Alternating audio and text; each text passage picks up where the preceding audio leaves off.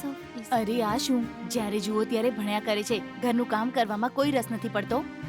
કાલે મારી એક્ઝામ છે માં. સારું સાંભળ, મારી ફ્રેન્ડ મોનિકાના દીકરીના લગ્નમાં જવું જરૂરી છે. કિચનમાં ઘણા વાસણ પડ્યા છે ધોવા માટે, એને સાફ કરીને મૂકી દેજે અને વોશિંગ મશીનમાં પડેલા કપડાં ધોઈ નાખજે. હું આવું ત્યાં સુધી ધોઈ નાખજે, સમજીને? મારા આવતા પહેલા પોતું પણ સારી રીતે મારી દેજે. ઓફો માં, થોડું સમજો ને માં. મેં તમને કીધું કે કાલે મારી એક્ઝામ છે, ખૂબ જ વાંચવાનું છે. પ્લીઝ ભણવા દો ને. જો હું આ બધું કામ કરવા રહીશ તો ભણી નહીં શકું માં. જો વાંચ્યા વગર જઈશ તો એક્ઝામમાં કેવી રીતે લખીશ? તું એક્ઝામમાં લખે કે ના લખે, ભણીને કઈ મોટી કલેક્ટર બનવાની છે તું. હા. જેવી કોલેજ પૂરી થશે તારા પપ્પા તારા લગ્ન કરાવી દેશે. સાસરે જઈશ અને કામ નહીં કરે તો અમારી શું ઇજ્જત રહેશે?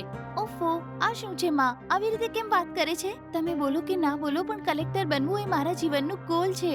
જો મારી એક્ઝામ ના હોત ને તો મેં ઘરનું બધું જ કામ કરી નાખ્યું હોત. પણ આવી રીતે એક્ઝામના ટાઈમે તમે મને કામ કરવાનું ના કહો માં. એ બધી મને નથી ખબર. હા? જે પણ કામ મેં કીધા એ પૂરા કરીને પછી વાંચી લેજે, ઠીક છે? એ બધું છોડીને સવાલ કરીને મને આમ હેરાન ન કર. મારે મોડું થાય છે, હું જાઉં છું. હા, અરે સાંભળ, હા? હજી સુધી બેઠી રહી છે. ચલ જલ્દી આવ અને બારણું બંધ કર. બધું જાને બોલવું પડે છે. ઓફો.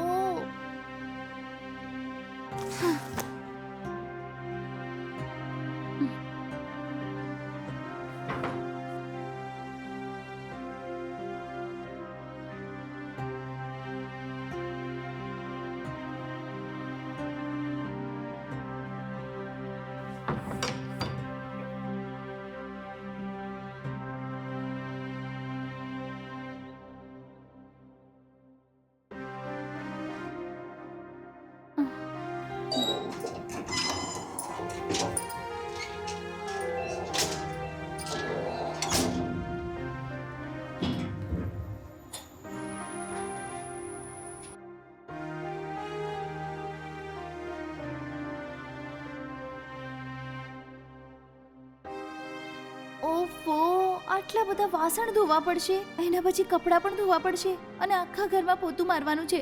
હવે ક્યારે વાંચીશું? ક્યારે આ બધું કામ પૂરું કરીશ અને ક્યારે હું ભણવા બેસીશ? ઓફો, આટલું બધું સમજાવ્યા પછી પણ માં સમજતી જ નથી. હમ.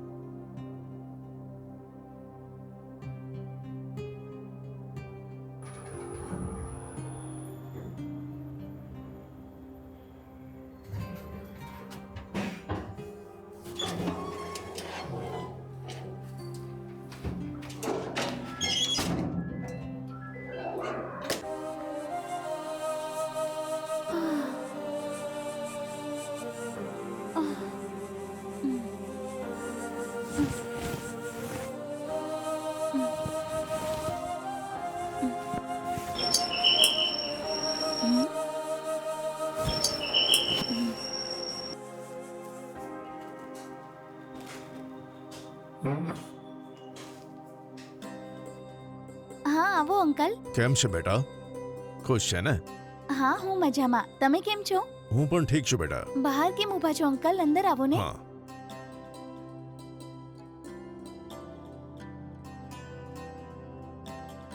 બેસો અંકલ. 2 મિનિટ અંકલ, પીવા માટે કંઈ લઈ આવું છું.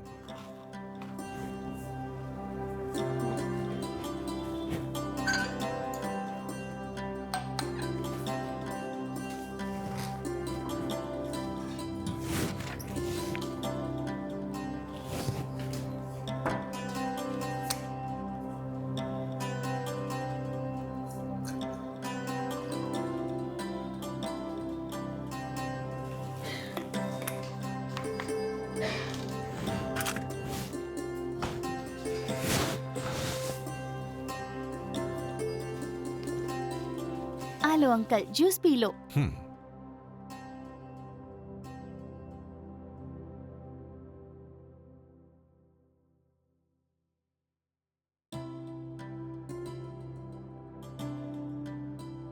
બેસ બેટા. વાંધો નહીં અંકલ, રહેવા દો, મારે બહુ બધું કામ છે. એવું છે? શું બોલે છે? એવું તો શું કામ છે? હજી હમણાં જ બધા વાસણ ધોઈને આખું ઘર સાફ કર્યું છે અને હજી કપડાં પણ ધોવાના છે અંકલ. સારી વાત છે. ઘરનું કામ તો કરવું પડે કે નહીં? ઘરનું કામકાજ કરવું પડે છે અંકલ, પરંતુ કાલે મારી એક્ઝામ છે અંકલ, અને આવામાં ઘરનું કામકાજ કરવામાં ખૂબ જ ટેન્શન થાય છે અંકલ. ઓ એવું છે? એ બતાય, તારી મમ્મી ક્યાં છે?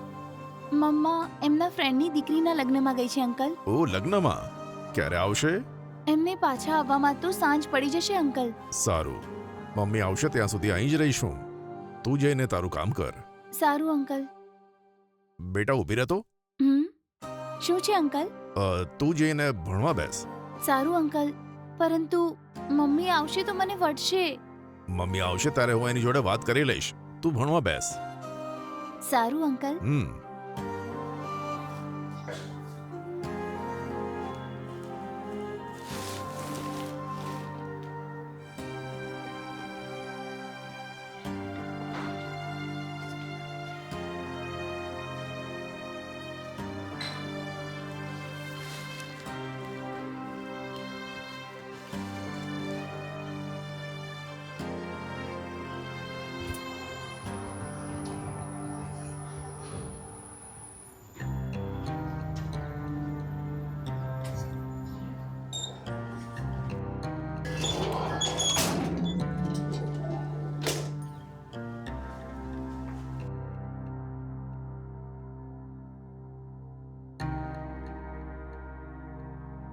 ભાઈ, ભાઈ, ભાઈ ઉઠો. તમે ક્યારે આવ્યા ભાઈ? હું તો સવારે જ આવી ગયો હતો. અચ્છા એમ વાત છે. ઠીક તો છો ને? હા હું એકદમ સરસ છું. બેસ.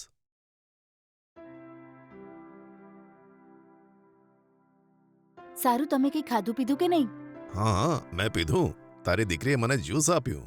સારું ભાઈ, થોડું વેઇટ કરો, હું તમારા માટે જમવાનું લઈ આવું. એની જરૂર નથી. ચૂપ રહો ભાઈ. કરીના, કરીના. હા હમણાં આવી માં, જલ્દી આવ.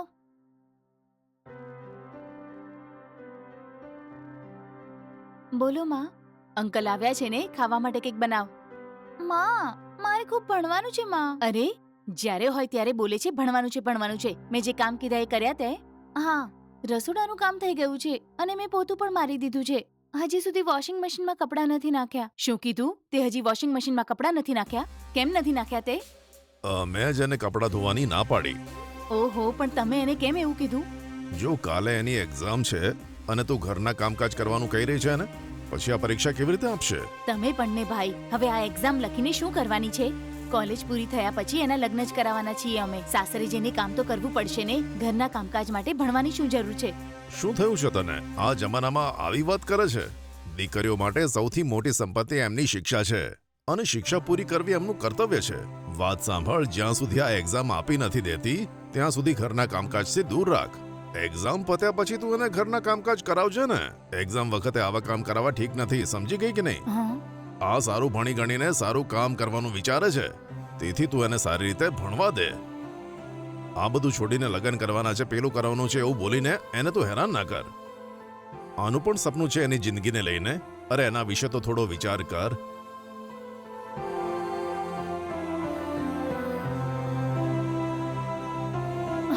સાચું કીધું તમે ભાઈ, આ વિશે તો મેં વિચાર્યું જ નહીં.